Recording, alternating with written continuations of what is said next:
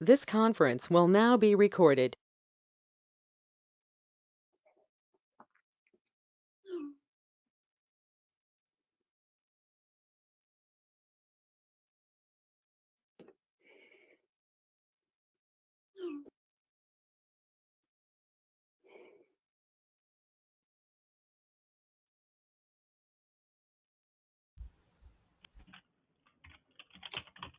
Good afternoon, everyone. It's 3 o'clock, so I think we'll get started. I'm Josie Quintrell, and I'm the director of the IUS Association, which is a nonprofit organization that works for coastal and ocean observing with the regional IUS and the program office.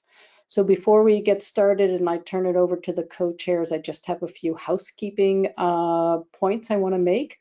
First is the session is being recorded, and we will put the recording on our website so you can refer back to it or others can look and see it. We'll be using the chat. Your chat is on the upper right of your screen. We'll be posting links there to documents and a doodle poll and a poll that I'll talk about in a second, as well as using it for Q&A, questions and answers. So post your questions there at any point during the webinar, and we'll be having 2 question sessions. And I think the other thing is we are interested. This is the first webinar we're using. We've got 3 more to come, and we'd like your input into what those topics are. Maggie Chori from Consortium Ocean Leadership, she'll be posting a link in the chat a couple of times throughout the webinar. So please take time to fill that out, as that will help us decide what topics that is. And if you have any problems, technical problems, you can contact Maggie. Her email is on the list down there.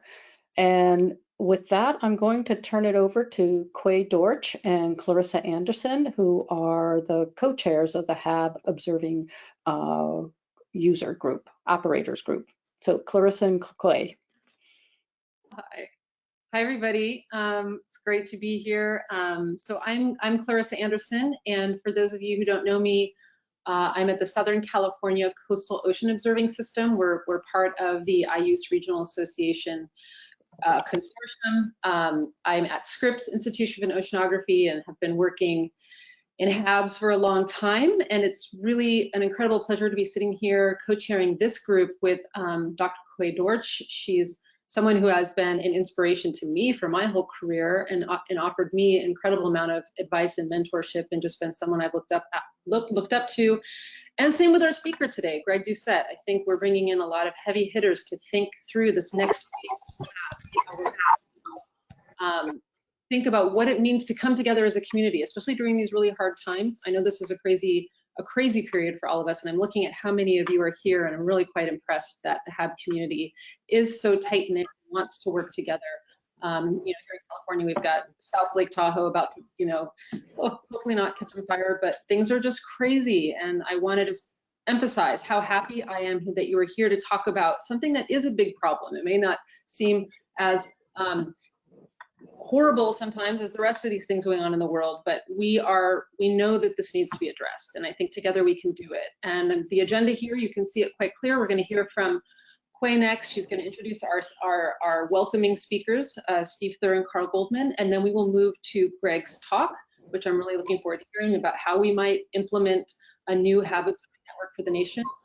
And then we will talk to you more about this observing group and how we sort of envision this moving forward, and then close with thinking about future webinar topics, as Josie just mentioned. So I will turn it over to Dr. Dortch now. So as you probably gathered, I'm Quay Dortch, and I have the pleasure of introducing 2 people who have been instrumental in supporting the concept of a national HAB observing network from a very early stage. First, we will hear from Dr. Steve Thur, who is the director of the National Centers for Coastal Ocean Science, or NCOS, in NOAA. NCOS is the research arm of the NOAA Ocean Service and has been responsible for either doing or funding a lot of the research on new HAB detection methods and sensors that have made the revolution in HAB sensing possible. He will be followed by Carl Goldman, who is the director of the NOAA Integrated Ocean Observing System Program Office. Many new HAB sensors are being transitioned for use in observing systems by IUS. With that, I will turn it over to Steve and then Carl. Thank you very much, Quay. I get a confirmation that folks can hear me, if the technology is working. Yes. All right, thank you very much. Good day to you all. I appreciate we've got 137 of you that have taken time on this first webinar. Quay gave a very quick introduction about myself. However, she didn't say what I am not. And I am not a HAB expert. I have the pleasure of working with many of them. What do? I attempt to provide as much support as possible for what I view as some of the highest priority research in the coastal environment in our country, and HABs is right at the top of that list. What you all know better than I are that HABs are huge issues for recreation tourism, for drinking water, for fisheries, for public health. What I am pleased to say is that most of the congressional decision makers and those with responsibility for managing our resources understand that. So those non-HAB scientists have gotten the messaging that this community has passed along in the last 5 to 15 years. I'm really happy to say that there's traction for the beginnings of a national HAB observing network, and the formation of this community practice, I think, is going to be key in building that out as we obtain the resources necessary. No one I have spoken with has had objections or concerns about the scale or scope of what is being proposed. They understand the need for baseline observations to feed into things like forecasts and better understanding of the events. So I'm going to be here for the rest of the day. I'm interested in hearing what Greg has to say, and I'm also looking forward to a broader discussion about the future of this observing group. Clarissa and Quay, thank you for the opportunity to speak. Carl, before you speak, could I make sure everybody has muted? I don't know if we can mute everybody, but I'm hearing feedback. Testing 1, 2, 3. Sounds better to me now. Is it better? Yep. All right. Thank you, Quay. Thank you, Steve. Thank you, Josie. Thank you, Clarissa. It's great to be here. IUS has worked with NCOS on issues related to HABs and HAB observing and early warning for several years now, and it's a great partnership that together the HAB expertise of NCOS and the IUS system, and in particular the regional coastal observing systems. And HABs are an issue, as you all know, in all 11 regions, and the RA contribution values varies depending on needs, existing efforts, and resources. And in some cases, the RAs support observations. Other RAs focus on data integration and management and the delivery of information products. And we're thrilled to see such a strong response to a HAB operators group and look forward to its success. And I'm personally happy to see and really glad to be working with this group and this set of players, and the sort of the partnership between NCOS and IUS has been strong and rich, and it's been growing, and I really like that. The science expertise that NCOS brings is so critical, and what I've been learning is as we try to describe the coastal and ocean services that the nation needs on any subject or mission area, the need to have science that advances our understanding and enhances the services on an ongoing basis is very real, and it's true in any subject area, but it's certainly true in HAB. And I look forward to attending your meetings today. And with that, I will stop and hand it over. Is it back to you, or am I supposed to hand it to Greg? To me first. Okay, take it away. So thank you, Steve and Carl, for your long-standing support.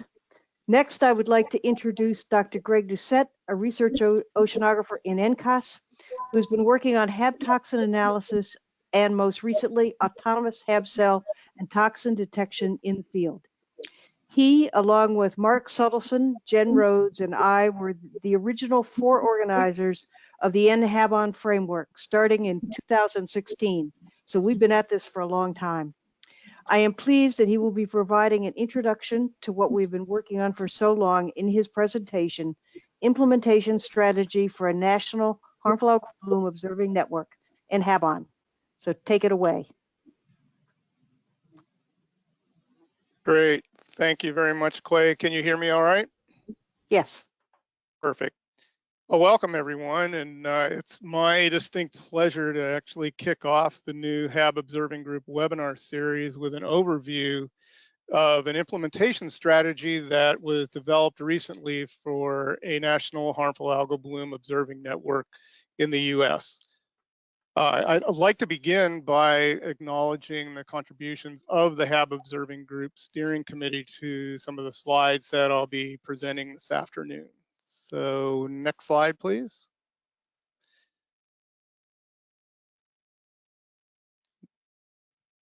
Next slide, please. There we go. All right, let's start off with a look at some of the problems that are associated with HABs in the US and some of the regionally specific aspects of these events. On the table at the right, you can see a listing of the diverse array of harmful algal bloom types that are impacting US coastal and Great Lakes systems.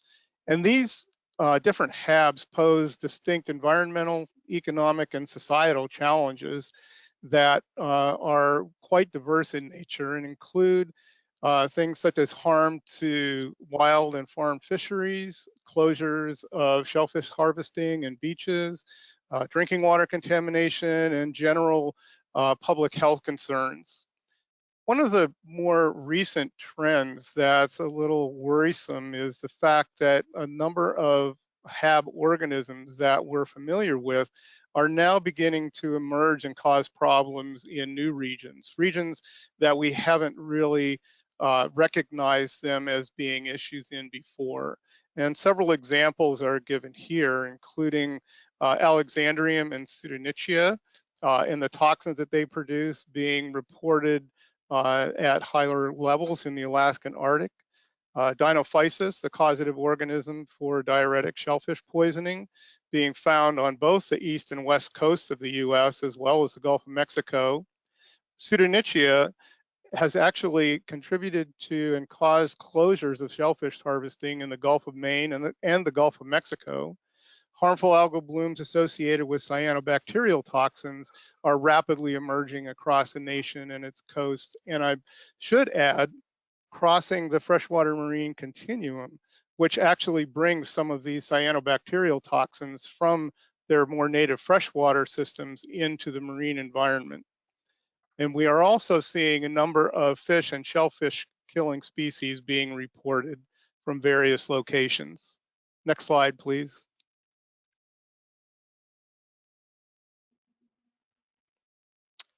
Next slide, there we go.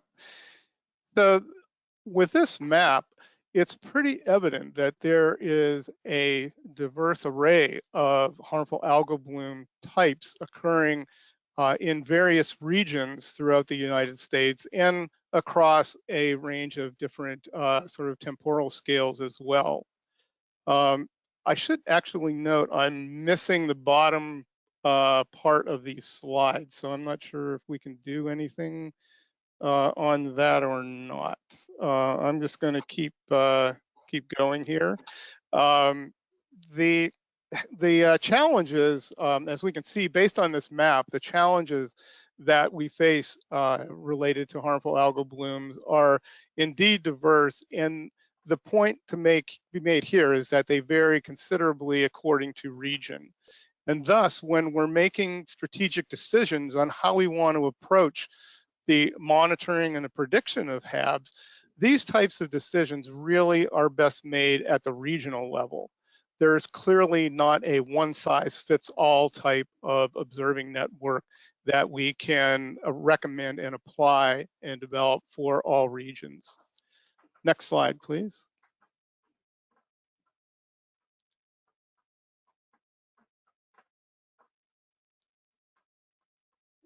Next slide. Greg, just so you know, there's a little bit of a lag, so just be patient. It will pop up. Okay. All right.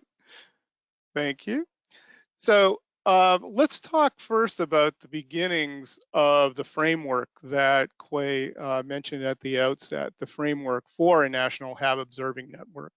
It's been long recognized across the HAB community, this need to integrate sustained HAB observing capabilities on a national level and deliver the products that are actually supported by those observing capabilities to deliver them operationally. And with that need in mind, the National Centers for Coastal Ocean Science, NCOS, and the Integrated Ocean Observing System, IOS, convened a cross-NOAA workshop to develop a framework for this National HAB Observing Network. The framework document, which is shown on the right on this slide, was actually published in December of 2020 with input from a number of NOAA representatives as well as the IOS Association. Within the context of the framework, there were a number of steps that were identified that were necessary or deemed necessary to achieve a sustainable national HAB observing network, and some of these are listed here.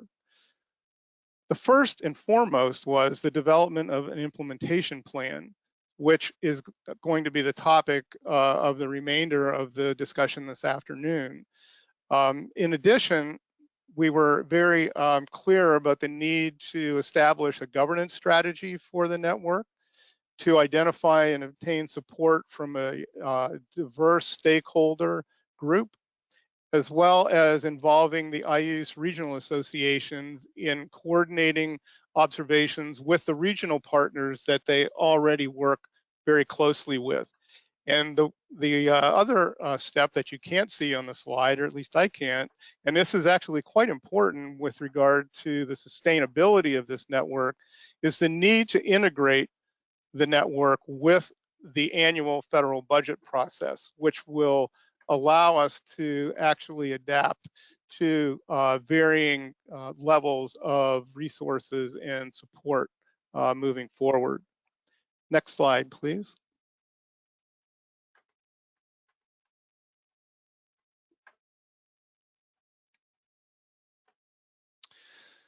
So moving on to the actual implementation strategy, the critical first step in developing this strategy was actually taken up by Josie Quintrell, director of the IOS Association, Stephanie Murphy of the Consortium for Ocean Leadership, and a number of other participants that are shown here on this slide. They represent not only NOAA and the IOS regional associations, but also a number of our academic partners as well. This effort resulted in the publication of the implementation strategy shown on the left of the slide, and that was actually published in January 2021. The implementation strategy and the framework documents are also available on the US National Office website. Next slide, please.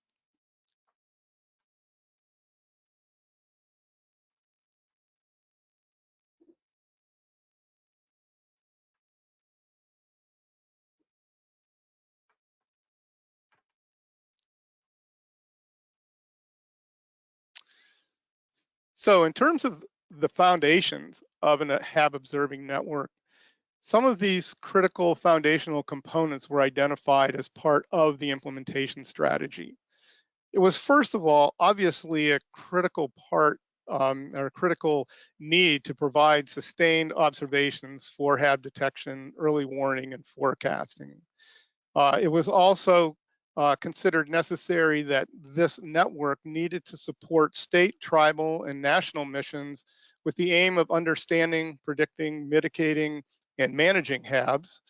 The network also needed to be able to detect both known as well as emerging species, especially in this era of changing climate and its impacts on harmful algal blooms, both in the US as well as globally. The network also needed to be flexible and scalable, again, in response to varying levels of support available for the network. It was critical as well to learn from activities in the past and build on what we have already established in the context of NOAA's prior and continuing investments in HAB research, technology, and forecasting, the framework document that we just looked at, as well as IOS's support of regional ocean and coastal observing systems and applications related to HABs, as well as a number of other types of data that are important and instrumental in interpreting some of these HAB observations. And finally, the need was recognized it was recognized that the network needed to be tailored to the needs of the individual regions, as we saw in the slide earlier depicting the regional specificity of HAB events. Next slide, please.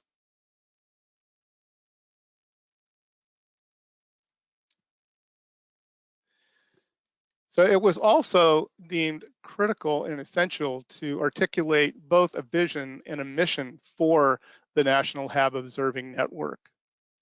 As seen here, we envision a sustained national network for regional HAB observing with the mission of delivering sustained observations for supporting HAB detection, early warning, and forecasting, supporting a better understanding and prediction and mitigation and management of harmful algal blooms, and ultimately, and perhaps most importantly, with the aim of contributing to the reduction of impacts by HABs on society, economies, and the environment. Next slide, please. So in terms of the actual areas of focus under the HAB Observing Network, HAB observations, along with other contextual data and observations from the environment as well as atmospheric observations, are clearly of intrinsic importance in terms of providing early warnings for harmful algal blooms. Nonetheless, assembly, processing, and integration of the data that are provided by these HAB observations is also an essential component of the network in terms of supporting modeling and prediction, as well as the production and development of products that support decision-making by resource managers across a wide spectrum. And it is these products and forecasts that we envision as keeping our communities safe and addressing a number of societal needs as they relate to the impacts of harmful algal blooms. I would also point out the two-way arrow between the societal needs bubble and the products bubble, and indicating that there needs to be continual feedback from communities in order to continue improving these products and forecasts to address these societal needs as they continue to change into the future. Next slide, please. So one of the more exciting components or aspects of HAB observing are the innovations that are being made in HAB observing technologies. It is really a lot of these technologies and the progress in developing these new technologies or adapting existing technologies to detecting HABs and HAB cells and toxins that really is making some of these components of the network possible. I wanted to just run through a couple of examples of some of these technologies. On the upper left-hand side, the photograph is of the environmental sample processor. It is a molecular laboratory in a can that acts effectively as a robot and conducts laboratory-based tests to detect cells and toxins of specific HAB species and transmits those data in effectively near real time. The ESP can be deployed on moorings, docks, or autonomous underwater vehicles. On the right-hand side, we have the imaging flow cytobot, which is a submersible microscope capable of capturing high-resolution images of algal cells, and using machine learning algorithms and classifiers is able to identify and actually enumerate the cells of these HAB species. And the images and alerts that are generated by the IFCB can also be transmitted in real time via cell phone or internet. And the IFCB also is amenable to deploying on a variety of different types of platforms, most recently, autonomous surface vehicles. Finally, the HAB scope shown here on the bottom is pretty much at the opposite end of the cost spectrum, although not any less important than either of the IFCV or ESP technologies we've noted. The HAB scope is a low-cost, off-the-shelf microscope coupled to a 3D printed adapter and an iPod, and runs about $500 each. And these units have been distributed broadly to a number of community scientists that use them to take video of water samples, and onboard image analysis software developed by the Gulf of Mexico Regional Association and NOAA actually counts the number of Karenia brevis or Florida red tide cells, and those data are actually ingested and used in effectively near real time to support a new respiratory forecast being developed by NOAA. Next slide, please. The development of these technologies and the innovation surrounding them is truly a continuing process. So there are new technologies emerging all the time, and a couple are shown here and include hyperspectral imagery that is deployed aboard aircraft or uncrewed aerial systems or drones. We have capabilities for imaging large particles such as cyanobacterial colonies, shown by the fluid imaging FlowCam instrument on the bottom left. And also rapid field toxin tests are being deployed now more routinely, such as the one shown here that is manufactured by Light Deck Diagnostics. Next slide, please. So as a part of the implementation plan, it was also deemed essential that we outside an investment plan for starting to build out a national HAB observing network. This table shows a 5-year plan that includes 5 critical components to investing that would need to be invested in for the development of this national HAB observing network. Included are capitalization of new assets, new observing assets in the initial 3 years, the really critical and important costs associated with operations and maintenance of these observing assets permeating through all 5 years of this plan, and then replacement costs for aging equipment as well as new technologies sort of phasing in towards the latter part of the 5-year cycle. As we noted earlier, a data assembly center is also critical for the success of any observing network, and that is funded again throughout the entirety of the 5-year cycle. And the need for a coordinator to bring all these different components, these regional components together at a national level is also included.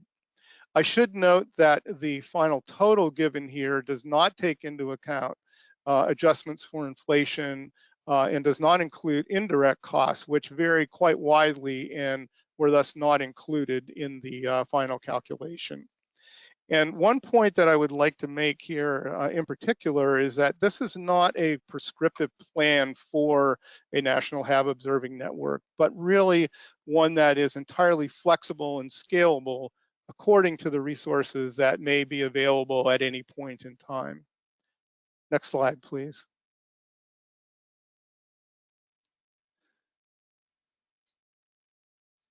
So as we move forward, the timing for the development of this national HAB observing network implementation strategy really couldn't have been better. And I think as Steve Thur mentioned and Carl at the outset of this webinar, there is broad bipartisan congressional concern and interest in HABs, including support for HAB research and response initiatives. Congress has gone so far as to actually target appropriations to enhance investment in HAB research across a number of federal agencies, and critically has provided funding in support of regional HAB observing network pilot projects. NOAA's IUs and NCOS have been coordinating on the review and helping to select the pilot projects under the guidance of the framework that we established early on for the National HAB Observing Network. These pilot projects are actually intended to serve as a foundation and a demonstration of the emerging network, and 7 of these pilot projects have been initiated, and they include the regions of California, Pacific Northwest, Alaska, the Great Lakes, Gulf of Mexico, the Northeast and Southeast regions. Next slide, please. I'm not going to spend time going through the individual pilot projects, but I've put this up here to really highlight and showcase the regional diversity of harmful algal bloom issues being addressed in the US, the need for operations and maintenance support, as we mentioned earlier in the spending plan, the observing strategies that are being adopted to support monitoring and forecasting in the regions are also diverse and regionally specific. So as you look down this list, you can see mentioned the IFCB, the ESP, the HAB scope, depending on the region we're talking about. Coordination is also highlighted here, as well as some new technologies and the importance of actually moving data into areas that support forecasting and other data products for distribution to managers. The one that's missing on the bottom there is actually the Southeast, I'm sorry. And the next slide, please. So to wrap up, how are we moving forward with the National HAB Observing Network? Well, the success of the pilot projects that we've just looked at will really be quite important in terms of continuing to secure congressional investment in the network. The IUCE regional associations will serve an important and pivotal role, and this role will continue to grow in the context of actually serving to coordinate HAB activities at the regional level. And the importance of enhancing and expanding HAB observing partnership.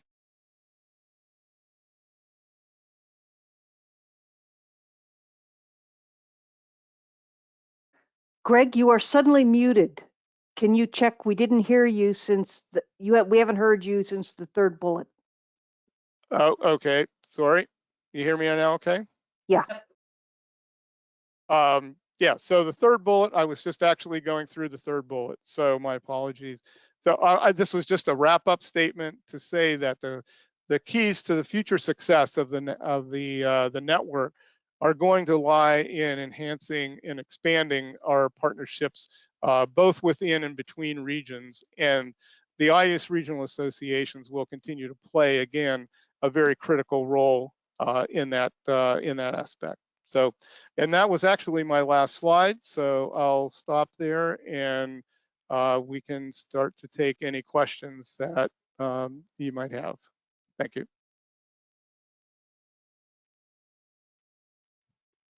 Thank you, Greg. That was wonderful. Great overview. Does anyone have any questions? Feel free to unmute yourself and fire away.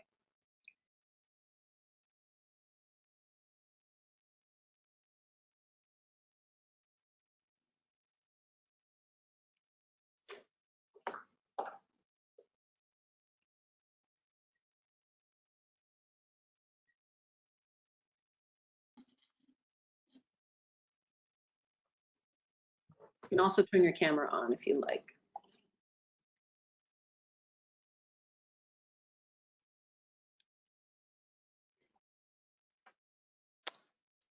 Shy group.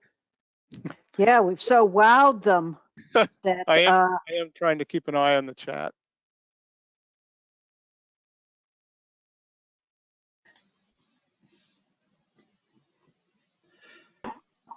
Clarissa, this is Dan Ayers in Washington State.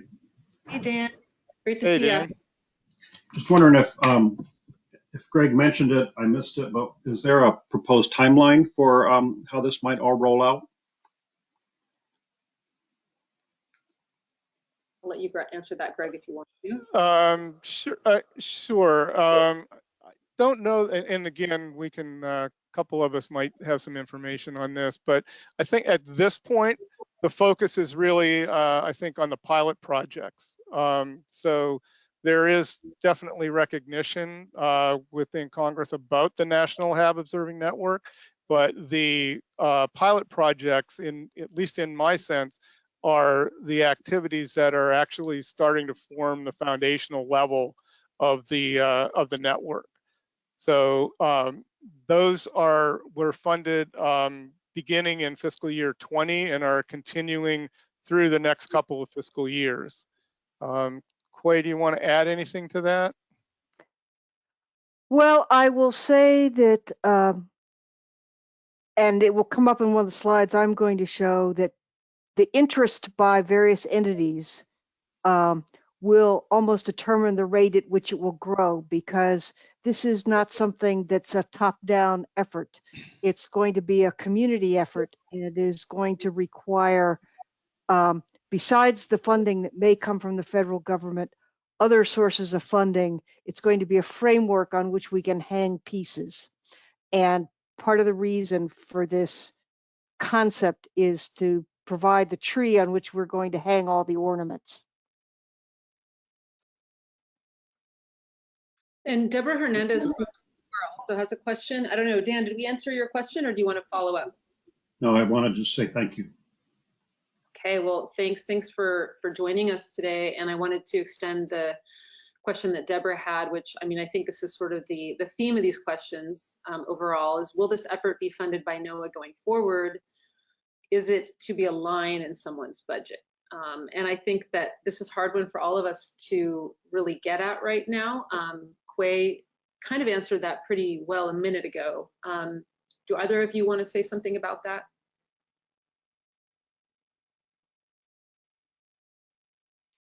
I mean, the answer is we don't know. Yeah, I can't really add any more detail than that.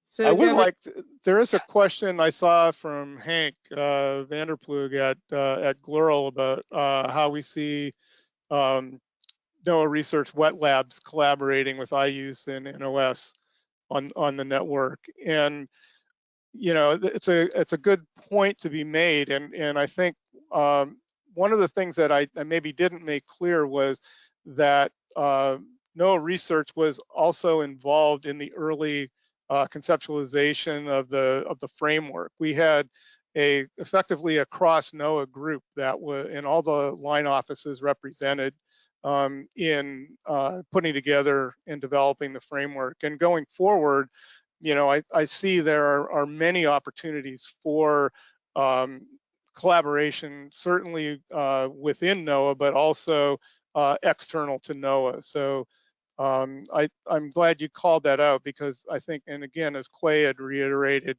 there is a considerable amount of sort of partnering that will be done both internally and externally to actually make this happen. It's going to have to be that way.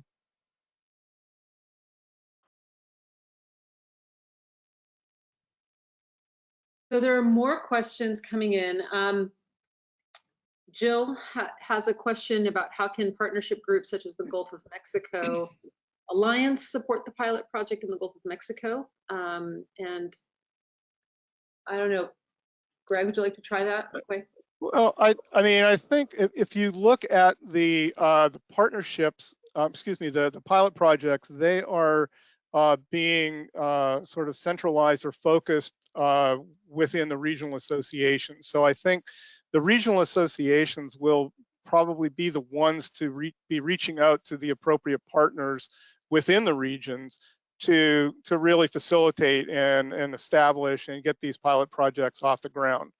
So I think that's really where the focal point is going to be for these pilot projects.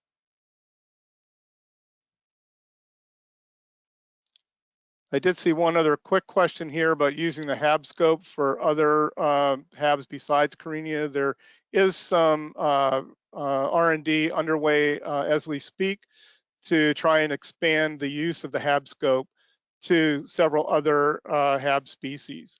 I should just mention it's a little bit in the weeds, but the way in which those cells are enumerated are based on the swimming behavior of the Karenia cells, and so there's some R&D that needs to go into modifying those the software to adapt them to different organisms.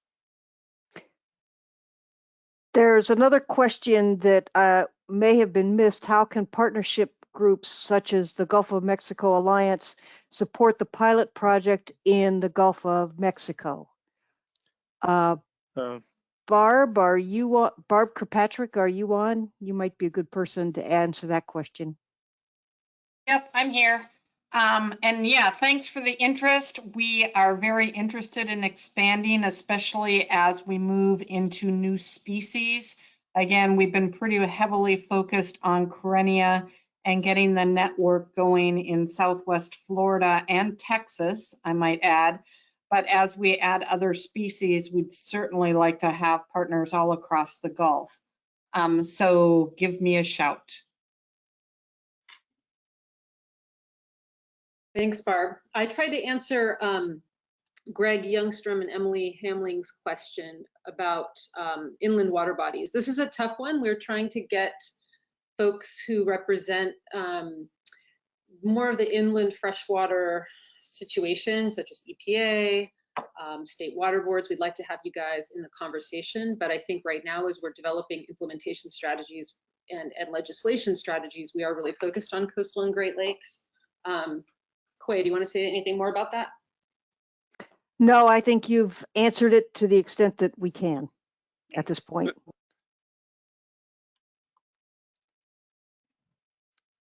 I guess one small additional point there is that as Clarissa and Quay begin to talk a little bit more about this, the new HAB observing user group, we are definitely interested in reaching out and including folks that are involved in the HABs as they occur in the inland lakes, as well as the coastal and Great Lakes regions.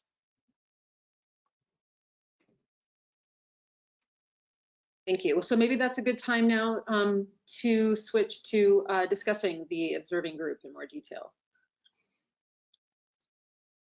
What do you think, Quay?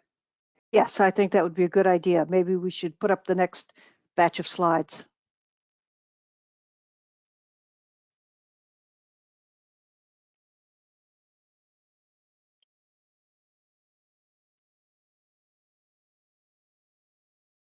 Okay, you're going on this one, aren't you, Clarissa? Yeah, sorry. Just trying to make sure I have all systems a go here. All right, yeah, so we're going to give you some more background on this observing group, the purpose of it.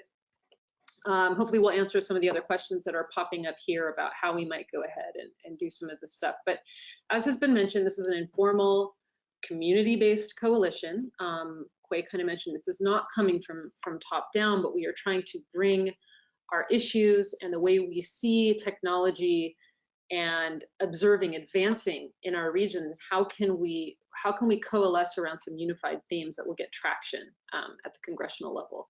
So if we can enhance that collaboration and the resource and information sharing, then that will be to all of our benefits.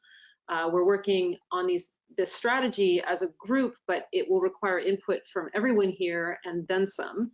So as has been mentioned already, we do have a number of folks on this steering committee who play a role already in the national HAB scene, and we're all listed here. We've got Mike Brosnahan, Tim Davis, Greg Doucette, who we just heard from, Barb Kirkpatrick, Josie Quintrell, Mark Settleson, Tiffany Vance, and myself and Quay. So yeah, we'll keep thinking about how to answer some of your questions as we go along, because I know some things like data sharing are quite complicated. Okay, next slide, please. So before I talk a little bit more about the HAB user group, it might be useful to discuss how we envision the structure of NHABON, the network itself. And that may answer a lot of your questions. So Greg mentioned the Regional Observing System, or as we call them, the RAs. They are funded by NOAA IUS and also other sources to collect a variety of kinds of data and provide it to stakeholders in a form they can use. Some of what they do now would be considered HAB observing, and they collect other kinds of critical ancillary data. So we envision that their HAB observing capabilities would be enhanced with additional federal funding to start building out NHABON. But they have many partners that also bring assets, capabilities, and maybe even funding to the table. So the flow of funding and information can be in multiple directions. And that's why there is a need for a user group to enhance these communications so that we're coordinated as we move forward. Next slide.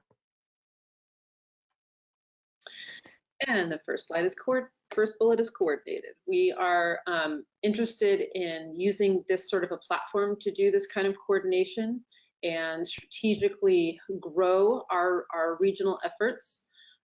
This will require a lot of communication. We have a number of thoughts on how to do that, different kinds of technical platforms that we can use. I see some great chats that coming from people like Mike Brosnahan about tools that we could use to do that, like HAB Hub, and we'll try to get into that more as we progress in these webinars. We want to be as inclusive as possible, and this is by no means a NOAA or IUCE only event. We are trying very hard to reach out to all of our federal and state partners, our IUCE regional partners who may or may not already be involved in thinking about HAB problems, tribal groups, nonprofits, you name it. So we really want to bring everybody on board and then use that membership to decide how best to go. It will be adaptive. It will be fairly, let's say, free-flowing in that we do not want to have sort of a top-down sense of what we think should be done from the steering committee level. We're going to broadly share information. Yes, this can be really challenging. You can do it in fora like this. We are already developing a HAB data assembly center to push forward ways to make data, particularly imaging data, more interoperable. So that's one thing we can do. We will probably set up a number of communication threads for this group to share information. And then we'll try to play an active role in pushing forward what the National HAB Observing System should look like from the community level. And that will help us facilitate the transition of various technologies that are right now being used maybe more in a developmental setting and moving those into operations and then back again. So lastly, let's promote as much connectivity and synergy as we can, starting with this webinar, and please spread the word to all of your partners as well so that we can get more people involved in the conversation. Next slide, please. So ultimately, the strength and success of this HAB observing group will depend on the contributions of its members, because there isn't a group without the members. Next slide. Questions? There's been quite a discussion going on in the chat about a number of things, partially having to do with data sharing. And I see that Kate has asked, Kate Hubbard from Florida, and boy, Kate, this is a tough one. Has there been discussion, anticipation of how a national HABON might tie into defining a HAB event of national significance? So the latest version of HABARCA, the federal legislation that authorizes funding for HAB research and appropriations, also called for a NOAA to be able to declare HAB and hypoxia events of national significance, or a HENS event. And there are some criteria that are laid out in the legislation, and NOAA has been working on trying to set up a policy for how to do this. The idea is that if NOAA declared an event, then money would be made available for certain activities that would mitigate the impacts of the event. One of the problems being that they didn't define very well what would be appropriate for declaring a HENS, and they also didn't provide any funding for once a HENS is declared. So this is a work in progress at this point. It is certainly true that a HAB observing system, one of the criteria that's in the legislation is the size and intensity of the event in relation to previous events, and a HAB observing system would be absolutely critical for determining that. Right now, it's certainly very fuzzy how you would do that. I can think of other contributions that might make to such a declaration, but it has to be somewhat built out before it can be useful for that purpose. Yeah, that's a tough one. Thanks, Kate. Yeah. I'm also reading some of the discussions here, particularly from Brian, about the inland water situation. I know that it is a really great point that we don't want to suck all the oxygen, as it were, from the inland water body discussion, which is a really important one in relation to cyanoHABs. We've thought a bit about how to brand this effort so that it is clear that it's coastal and Great Lakes. We can do some more of that. I think it's been hard for us to know exactly how to, where to draw the line on this, considering that so much of the lessons learned and knowledge can be transferred across these different groups of HAB researchers. But yeah, I think this is a great point, and we certainly wouldn't want to misconstrue anything when we talk to congressional staff members. Any thoughts on that, Quay? No, this is has been an ongoing discussion, let's put it that way. And I guess I'll leave it at that. A very hard discussion that has to do in part with how things are structured in Congress. And that is something that we as researchers don't have any control over.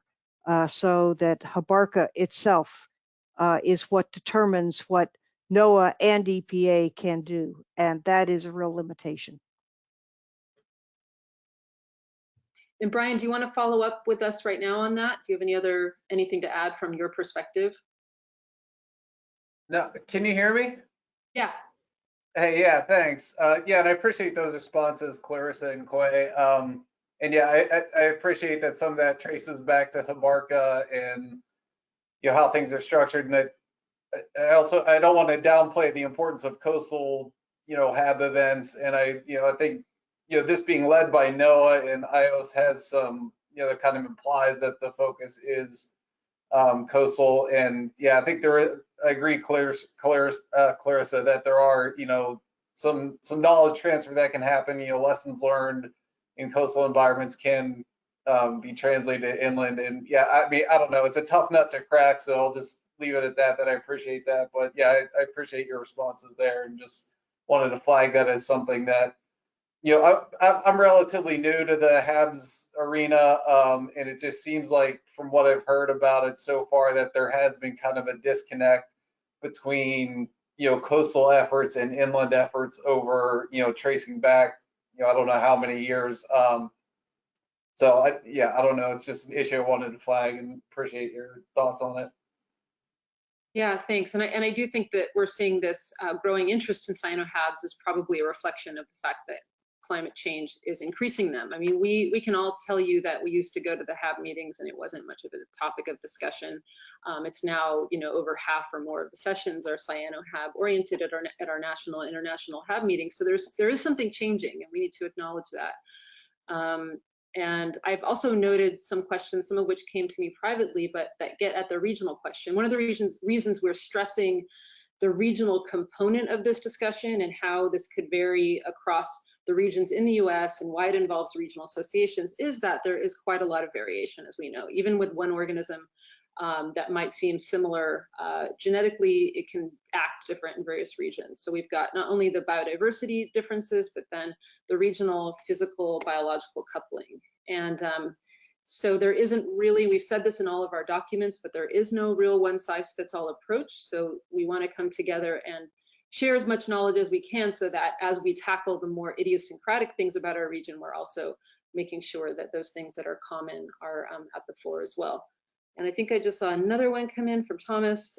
If RAs are trying to secure funding from national sources for HAB issues in a region, does that need to be coordinated with or through the NHABON? Well, that's a really good one. I mean, I don't think we've created some kind of a strict governance structure here, so much as we're just hoping that if we come together as a group and we have more power in numbers, that will help us coordinate these things through this, what we're calling NHABON. That's how I would answer that there's no rules here. And you certainly don't have to work with an RA, but we are there to help coordinate and keep all of the partnerships communicating.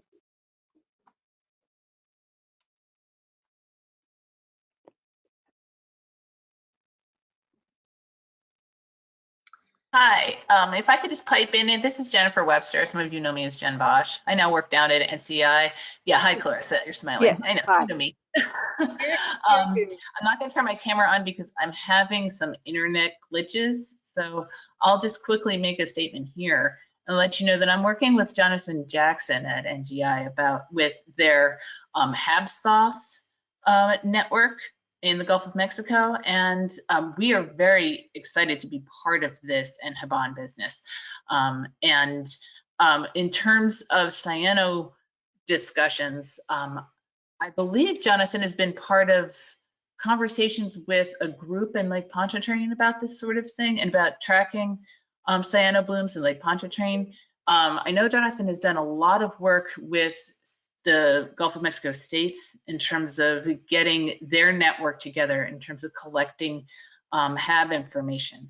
And that's been a central work with HABSOS. So I'm just throwing it out there just to pipe up and say, hey, we're here, we're excited to work with you, and let's keep this conversation going. Great, thanks, Jen. Thanks for the enthusiasm.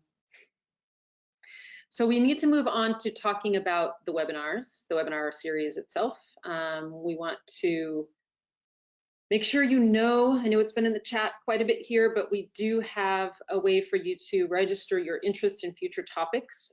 We're trying to make this organic, grassroots. You tell us what you want to hear about. And then the webinar schedule will be posted on the webpage, and the topics will be determined by those survey results.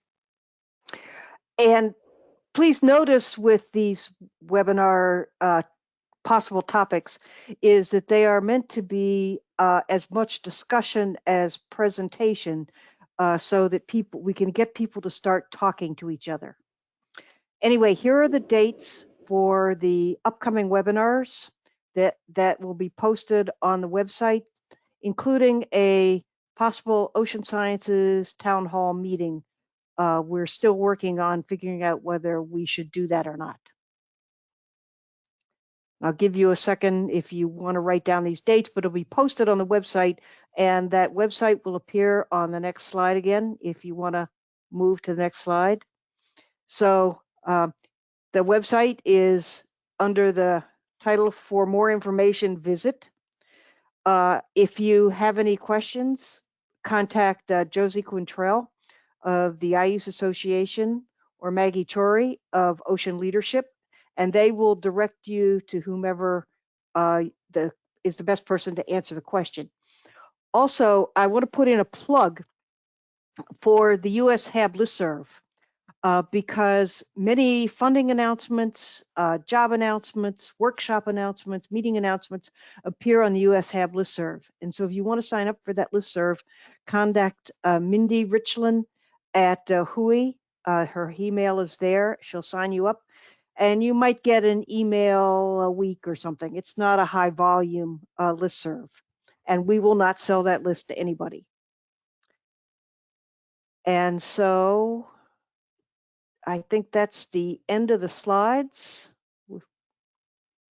So thank you all for attending. We look forward to talking to you all on December 1st, I think it is. And please take the poll so that we will know what it is that you'd like to hear about. It can only be a user group if you provide your input. And we'll see you in December. Yes, thanks everybody. So great to see so many old friends.